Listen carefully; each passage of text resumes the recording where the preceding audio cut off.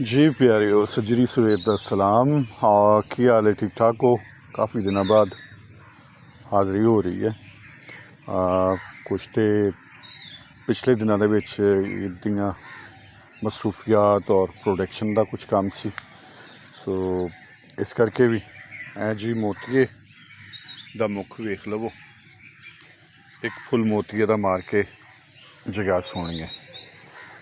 और अज असी गल करते हैं राती क्लासिक टाइम दे विच जिहड़ा मौजू रखिया सी उन्होंने अगर थोड़े लफ्ज़ों दे विच समेट लईए तो वो सी कि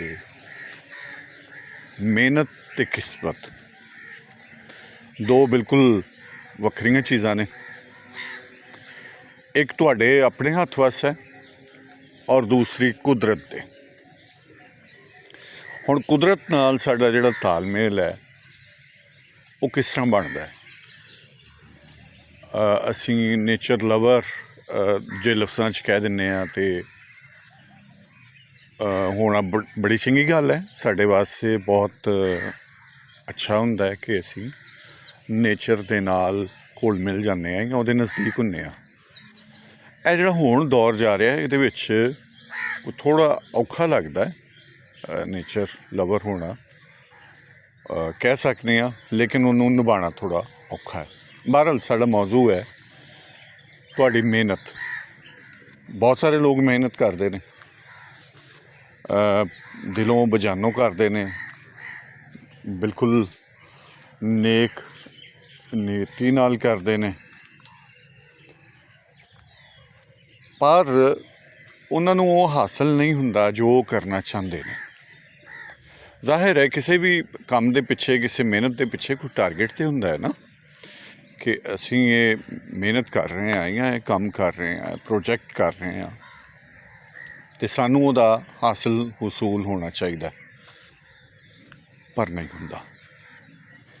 एक बार, दो बार, तीन बार बहुत सारे प्यारे काफ़ी मेहनत करते हैं, काफ़ी तवज्जो देंदे ने, लेकिन उन्होंने कुछ हासिल नहीं हुंदा। ये बहुत सारे दोस्त आए, ए नाल मेरी क्यारी जिहड़ी है बिल्कुल उत्थे मोतिया लगा है और किसी ने नहीं तोड़िया, ये बड़ी चंगी गल है। दूसरियां क्यारियां जो मोतिया तोड़ चुके हैं लोग, लेकिन इत्थों किसी ने मोतिया नहीं तोड़िया, ये चंगी गल है। चलो तुहाडे नाल गलबात करन तो बाद मैं मोतिया चुनांगा और फिर मैं अपने कोल रखांगा, तो सारा दिन महकेगा, बल्कि जिथे जिथे होएगा उत्थे महक जाएगी, एक अच्छा माहौल बन जाता है। ठीक है, फिर गल उत्थों शुरू करने हैं।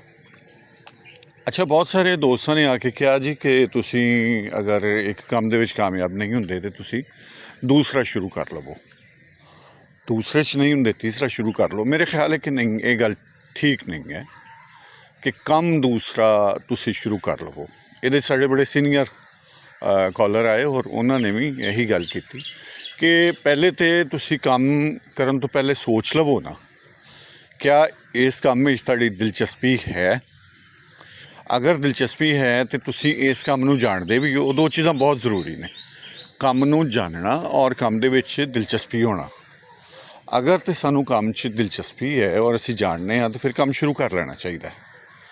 अच्छा, ज़रूरी नहीं है कि तुहानू उहदे च पैर पैर ते अगर खुदा ना खास्ता नाकामी हो रही है तो पहले तो सानू ये लभना चाहिए कि इहदे च तुहाडा अपना फॉल्ट कित्थे है।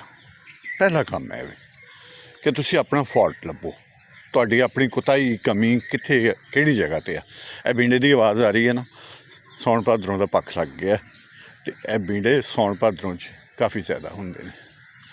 अच्छा, खास करके असी पहाड़ी इलाकों में जाने ठंडिया, उत्थे तो बेतहाशे होंगे ने ना, उत्थे तो इन्ने ज़्यादा ने।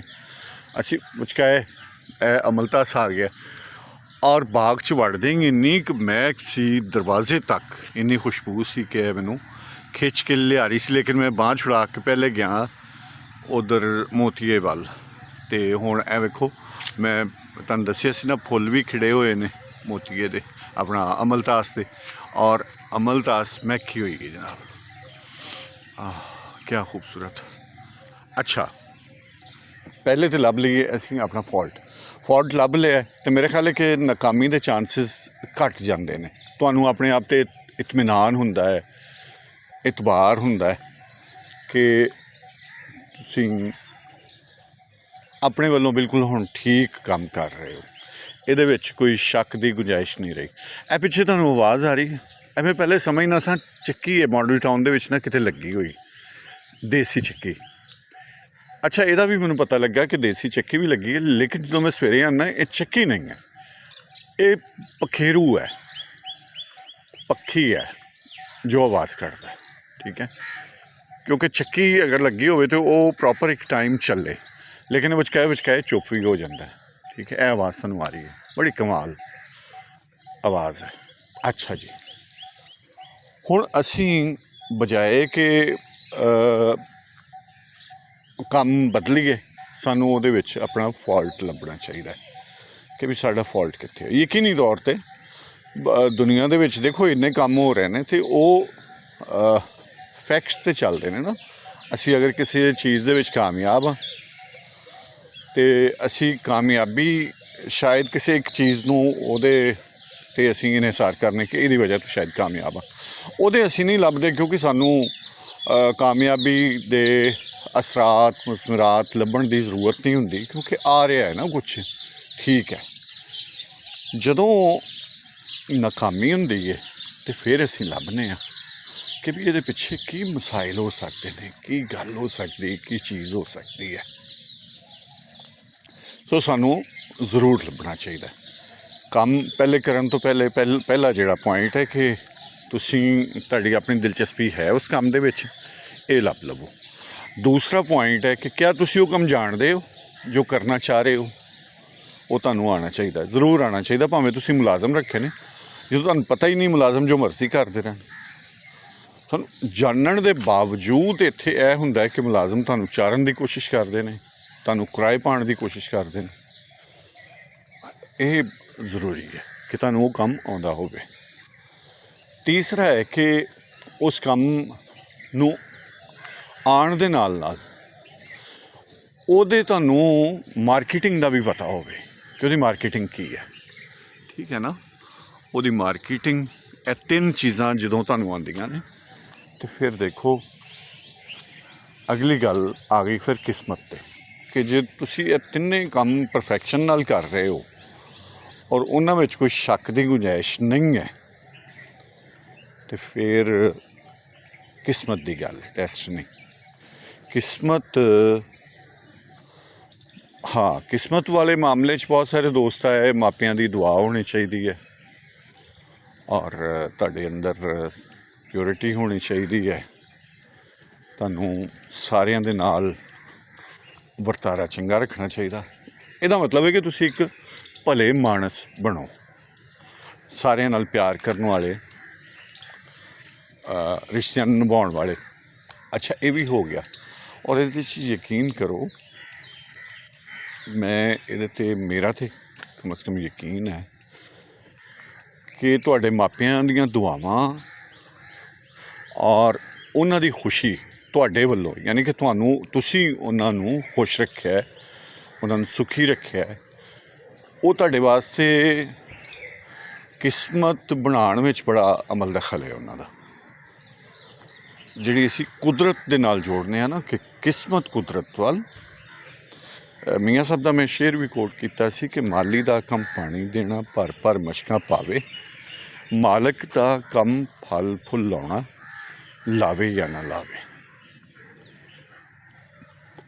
ਅੱਛਾ, ਹੁਣ ਤੁਸੀਂ ਮਿਹਨਤ ਵੀ ਕਰ ਲਈ ਔਰ ਨਹੀਂ, ਫਿਰ ਕਿਸਮਤ ਦਾ ਜਿਹੜਾ ਮਾਮਲਾ ਹੈ, ਕਿਸਮਤ ਦਾ ਮਾਮਲਾ ਫਿਰ ਇਸ ਪਾਸੇ ਹੀ ਜਾਂਦਾ ਹੈ ਕਿ ਤੁਹਾਡੇ ਜਿਹੜੇ ਵੱਡ ਵਡੇਰੇ ਨੇ, ਤੁਹਾਡੀ ਇੱਜ਼ਤ ਦੀ ਜਗ੍ਹਾ 'ਤੇ ਨੇ, ਉਹਨਾਂ ਦੇ ਨਾਲ ਸੋਹਣਾ ਵਰਤਾਅ ਕਰਨਾ ਔਰ ਤੁਹਾਡੇ ਆਲੇ ਦੁਆਲੇ ਜਿੰਨੇ ਲੋਕ ਨੇ ਉਹਨਾਂ ਨੂੰ ਤੁਹਾਡੇ ਕੋਲੋਂ ਕੋਈ ਦੁੱਖ ਨਹੀਂ ਪਹੁੰਚਣਾ ਚਾਹੀਦਾ।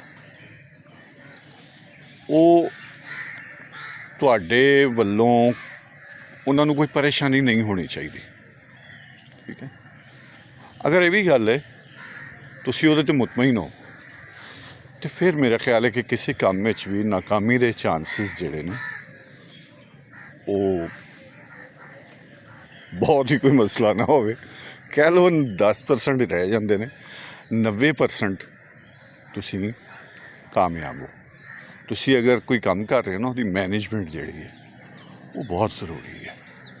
ਇਹ ਯਕੀਨ ਕਰੋ ਕਿ ਜਦੋਂ ਤੁਸੀਂ ਉਹਨੂੰ ਮੈਨੇਜ ਕਰਦੇ ਹੋ, ਇੱਕ ਤੈਅ ਕਰ ਲੈਂਦੇ ਹੋ ਉਹਦਾ ਤਰੀਕਾਕਾਰ, ਉਹਦੀ ਟਾਈਮਿੰਗ, ਉਹਦੇ ਮਾਮਲਾਤ, ਅਤੇ ਫਿਰ ਸ਼ਾਇਦ ਤੁਸੀਂ, ਇਹ ਸਾਰੀਆਂ ਉਹ ਗੱਲਾਂ ਨੇ ਜਿਹੜੀਆਂ ਤੁਹਾਡੇ ਆਪਣੇ ਇਤਮੀਨਾਨ ਵਾਸਤੇ ਨੇ, ਜਿਨ੍ਹਾਂ ਗੱਲਾਂ ਦੇ ਨਾਲ ਤੁਸੀਂ ਇਤਮੀਨਾਨ ਵਿੱਚ ਆਉਂਦੇ ਹੋ, ਤੁਹਾਡਾ ਅੰਦਰ ਮੁਤਮਈਨ ਹੁੰਦਾ ਹੈ, ਤੁਸੀਂ ਸੈਟਿਸਫਾਈਡ ਹੋ। ਤੁਸੀਂ, ਤੁਹਾਡੀ ਸੈਟਿਸਫੈਕਸ਼ਨ, ਮੁਤਮਈਨ ਹੋਣਾ, ਇਤਮੀਨਾਨ 'ਚ ਹੋਣਾ, ਇਹ ਬਹੁਤ ਜ਼ਰੂਰੀ ਹੈ।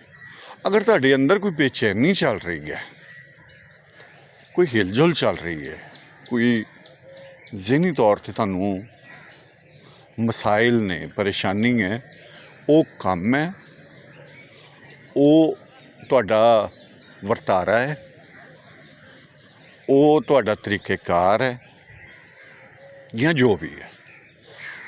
ਜੇ ਤਾਂ ਤੁਹਾਨੂੰ ਉਹਦੇ ਵਿੱਚ ਪਰੇਸ਼ਾਨੀ ਹੈ ਔਰ ਸ਼ੱਕ ਹੈ ਕਿ ਤੁਹਾਡੇ ਵੱਲੋਂ ਕਿਤੇ ਨਾ ਕਿਤੇ ਫਾਲਟ ਜ਼ਰੂਰ ਹੈ,